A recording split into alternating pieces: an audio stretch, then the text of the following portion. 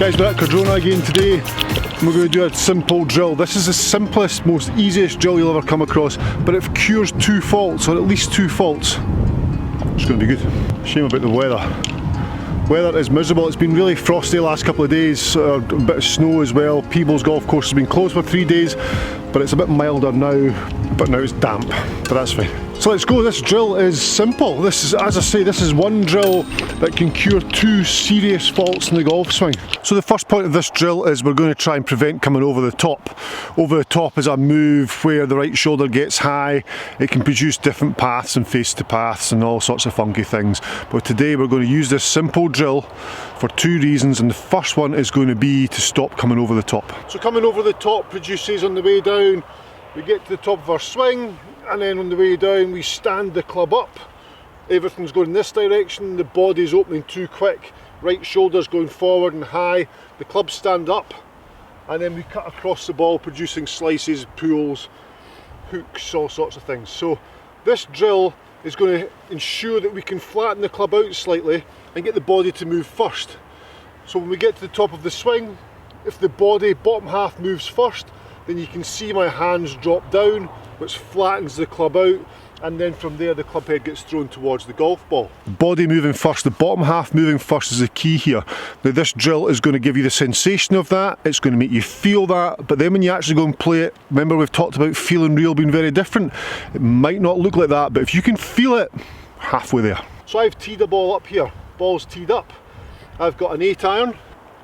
I'm going to take my address position. I've teed the ball quite high, so I take my address position, and I'm going to take my left hand off the golf club.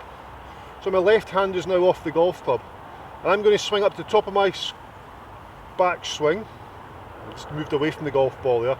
Top of my back swing, hold that position for a second. Now in order for me to get this golf club back to the golf ball, it's very hard to pull that weight, because my weight, this club, the weight of this club is stacked on top of me. So it's hard to pull it without getting the body out of the way first, to allow gravity to do its thing. So if I get to the top of my swing, right hand only, I then have to move my body towards target, which pushes the club that direction. Because the body's gone left, the club's not gone that direction, but it feels as though it will. It's because your body's gone left, which has left the club there. So I'm up, and then my body's gone left, which has pushed the club to the right. So then from there I keep the body going left, which lets me pull the golf club back towards the golf ball. Now this happens naturally. There's no attempt to move the body to the left. It's just a natural reaction, because it's the only way I can get the club back to the golf ball. So I take the club up to the top. My body thinks, how am I going to make contact with the golf ball now? I can't. Well, if I move my body out of the way, that's moved things towards target, which has dropped the hands and the club shaft behind me. Now it's functional. It's quite heavy rain now.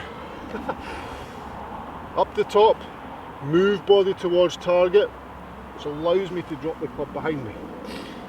Up. Up.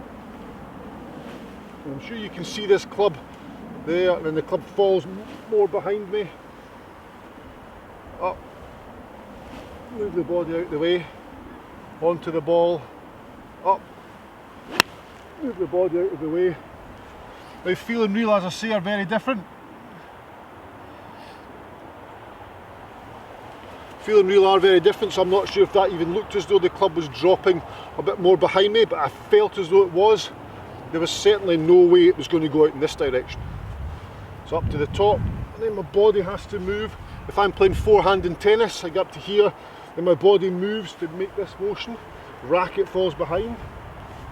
It's the same idea, but the weight of the club is what's making the body move first.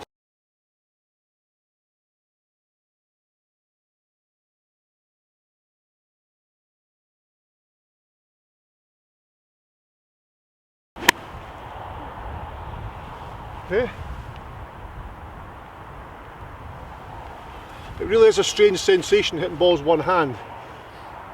Up the top, move the body, which drops the club behind.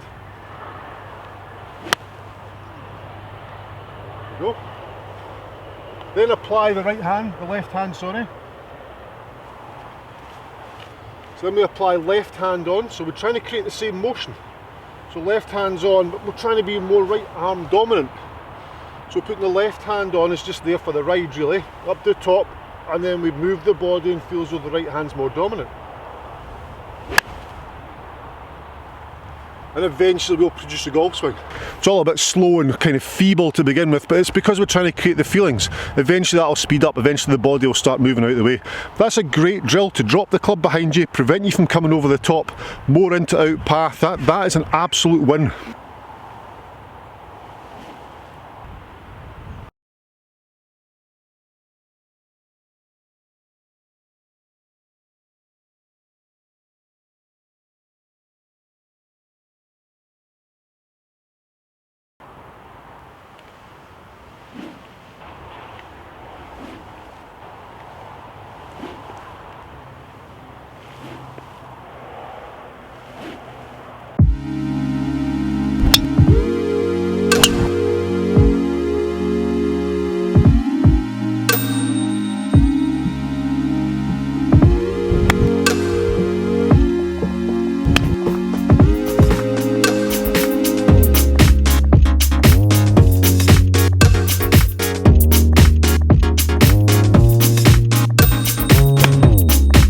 The second part of this drill is all about weight shift. It's all about getting your weight to transfer through towards your intended target.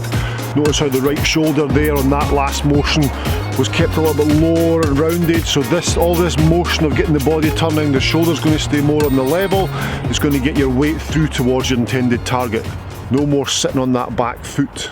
So it's the same drill, same motion. We're going up to the top of the swing, and then from there, because my body has to move towards target to let the club drop down behind me, I've already set myself towards the intended target. You'll be able to see that when I get up here, when I get up to the top, from there, my body, the club's stacked on top of me, so I move my body to the left in order to be able to push the club to the right, there, and then from there, now my body's heading towards target. That's the start of the golf swing. That's the start. We've started from the feet up, if you like. We've got to there, we've moved towards target, which allows me to drop the club behind, and I can transfer weight much easier just from this one drill. This one amazing drill. So again, I've teed ball up, right hand, up to the top, body starts to move, which allows club to fall down, up, and you can see at the point of impact there as I'm coming down, my body's moving ahead of the golf ball. I'm getting ahead there. So when that ball's on the ground and I've got that motion, I'm going to get a lot more ball turf strike. I'm going to get a pure ball strike because my body's now ahead, my mass is getting in line with the golf ball or ahead of the golf ball. So therefore low point's going to be ball turf because my weight is through, and now as we know from the drill earlier, my club's shallower and the path more into out. Might even end up getting some little bullet draws from this. And compression. Up the top, body moves, drops club behind. Okay, caught that a little bit heavy.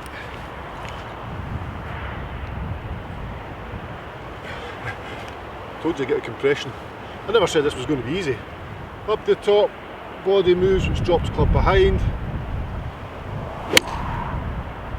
Brilliant. I was on the move there towards target impact. I was here at impact. Let's go and play some more golf.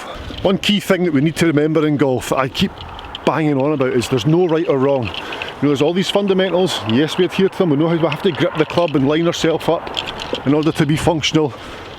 But at the end of it, there is no right or wrong. So if you can't master this drill and you're sitting back on that right foot, but you're getting your handicap down and you're playing golf and you're enjoying golf, absolutely stick with that. There's alternative ways to it.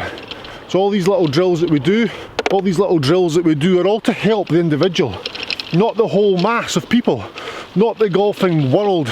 It's just, it might help you, might just help you, but not your pal. So there's no harm in trying it. We all spend money going to the range and it costs you however much for 100 balls, and we just stand up there and we whack them away. Let's try something that's functional. Might be for you, might not be for you, but at least give it a try. Whoa!